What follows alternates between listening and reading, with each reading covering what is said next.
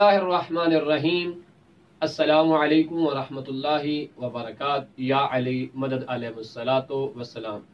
आने वाली शब अरफा है और आने वाला दिन जो होगा वो यौम अरफा होगा। इंशाअल्लाह ताला हम कोशिश करेंगे इसमें इबादत मुनाजात अंजाम दें, चूँकि शब अरफा ईद की रात से भी अजीम रात है और यौम अरफा बहुत बड़ी ईद का दिन है। अब ईद का माना यह है कि इंसान परवरदिगार को राज़ी करे, क्योंकि शब अरफा और बिलखसूस यौम अरफा जो है वो शैतान को धुतकार दिया जाता है, रहमत का सुफरा दस्तरखान लग जाता है और रहमत परवरदिगार इंसानों के शामिल हाल होना शुरू हो जाती है। हम इंशाअल्लाह ताला 9 ज़िलहिज्जा के एतबार से आपको 9 ऐसे आमाल बताने लगे हैं कि जिनको अंजाम देकर यकीनन हर गुनहगार इंसान अल्लाह का कुर्ब हासिल कर सकता है।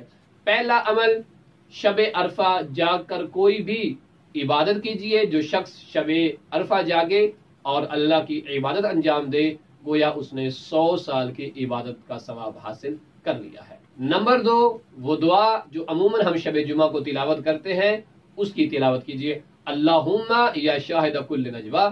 इससे आगे जो दुआ है जो किताबों में मौजूद है उसकी तिलावत कीजिए और इंशाअल्लाह हम डिस्क्रिप्शन में भी ये दुआ दे देंगे। तीसरा अमल, यौम अरफा यानी 9 के दिन का गुस्ल अंजाम दीजिए, ये मुस्तहब है। चौथा अमल इस दिन जो आपने अंजाम देना है वो है ज़ियारत इमाम हुसैन अलैहिस्सलातो वस्सलाम, जिसकी बड़ी ताकीद की गई है और यहाँ तक रिवायात ने जिक्र किया है कि जो शख्स यौम अरफा ज़ियारत सैयद शुहदा इमाम हुसैन अलैहिस्सलातो वस्सलाम अंजाम देगा और सरकार की कब्र का वो जो कुब्बा बना हुआ है उसके साए में रहेगा, ये शख्स उन हाजियों से भी मुकद्दम है जो अरफात में मौजूद होंगे और उनसे किसी एतबार से कम नहीं बल्कि ये मुकद्दम है। बल्कि बाज़ रिवायात का मफ़हूम बताता है कि यौम अरफा जो रहमत परवरदिगार मक्का में अरफात में हाजियों के शामिल हाल होनी होती है, वो वहां जाने से पहले जब जमीन पे नाज़िल होती है तो कब्र हुसैन इब्न अली अलैहिस्सलाम का तवाफ करती है और उसके बाद यौम अरफा जाती है उन हाजियों के शामिल हाल होने जो हज की अदायगी वहां अंजाम दे रहे हैं।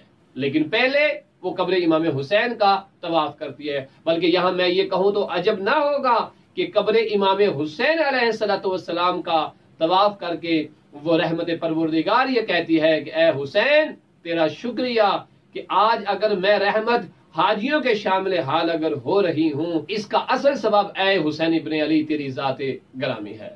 तो छठा अमल जो आपने अंजाम देना है वो दुआए अरफा है। दुआए अरफा इमाम हुसैन अलैहिस्सलातु वस्सलाम कि जो असर के वक्त जो है वो इंसान को पढ़नी चाहिए और रोज़ा जो इस दिन का है वो भी मुस्तहब ताकीदी है। ये छठा अमल है रोज़ा। यौम अरफा का रोज़ा ज़रूर रखें, लेकिन इस शर्त के साथ कि रोज़ा रखने से इंसान को इतनी कमज़ोरी ना हो जाए कि इंसान दुआए अरफा न पढ़ सके। दुआए अरफा इमाम हुसैन अलैहिस्सलाम ज़रूर तिलावत कीजिए। सातवां अमल यह है कि जो आपने नमाज ज़ोहर और असर को अंजाम देना है वो ज़ेर आसमान अंजाम देना है और कोशिश करनी है कि खुशू व खुशू के साथ वो नमाज अंजाम दी जाए। जब ज़ोहर और असर की नमाज मुकम्मल हो जाए, इसके बाद 8वां अमल आपने ये करना है कि 2 रकात नमाज पढ़नी है कुर्बतन इलल्लाह ताला और इसमें आपने अलहम्द के बाद सूरह तौहीद यानी कुल अल्लाह की तिलावत करनी है और दूसरी रकत में अलहम्द के बाद आपने सूरह काफिरून की तिलावत करनी है। जब ये 2 रकात नमाज मुकम्मल हो जाए तो 9वां अमल आज के दिन का आपने ये अंजाम देना है कि आपने 4 रकात नमाज पढ़नी है जिसमें अलहम्द के बाद 50 दफा कुल हुवल्लाह की तिलावत करनी है और ये 2-2 करके आपने 4 रकात नमाज अंजाम देनी है। ये नमाज का तरीका सिर्फ वही तरीका है जो नमाज अमीरुल मोमिनीन अलैहिस्सलाम हम अंजाम देते हैं, जिसमें अलहम्द के बाद 50 दफा कुल हुवल्लाह पढ़ा जाता है पहली रकत में और दूसरी में भी अलहम्द के बाद जो है वो 50 दफा कुल हुवल्लाह पढ़ा जाता है।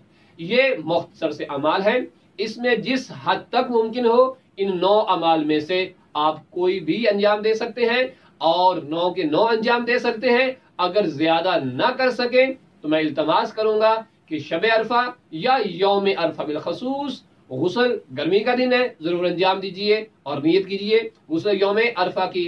روزہ ممکن نہ ہو دعائے عرفہ ضرور پڑھیں اور زیارت امام حسین علیہ السلام ضرور پڑھیں، اور یہ 2 رکعت نماز پڑھیں جو الحمد کے بعد قل هو اللہ، اور دوسری رکعت میں الحمد کے بعد جو ہے وہ سورہ کافرون، اور 4 رکعت نماز پڑھیں جس میں الحمد کے بعد 50 دفعہ قل هو اللہ ہے۔ اپنی دعاؤں میں ہمیں ضرور یاد رکھیے گا، انشاءاللہ تعالی ہم بھی آپ کو ان بارگاہ مقدسہ میں نجف و کربلا میں ضرور یاد رکھیں گے۔ وصلی اللہ علی محمد و آل محمد۔